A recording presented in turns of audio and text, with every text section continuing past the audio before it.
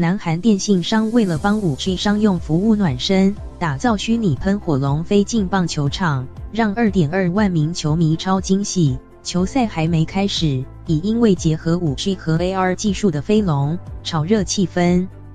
展翅的巨大飞龙突然飞进棒球场，一会儿飞向转播大荧幕，一会儿又飞上观众看台，还飞到棒球场中央，朝球迷喷火。这只龙日前成为仁川棒球场上最吸睛的焦点，因为南韩职棒 SK 飞龙队把吉祥物飞龙透过 AR 技术结合专属 App， 在比赛前5分钟让观众先欣赏飞龙在天秀，结合 5G 网速显像的喷火飞龙超拟真，立刻炒热球场气氛。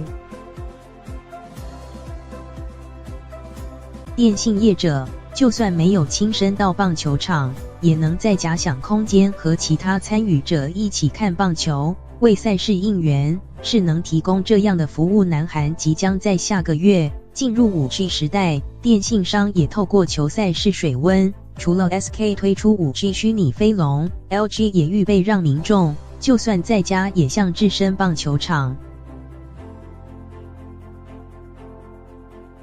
电信业者若使用 5G， 首要前提就是能拍出超高画质的影像，放大想看的地方，能看得很清楚。用60多台高画质摄影机拍的影片，能及时传送，每一瞬间都能看清楚。5G 商用服务在南韩虽然还没正式开战，但各大通信商已迫不及待推出各项服务，蓄势待发。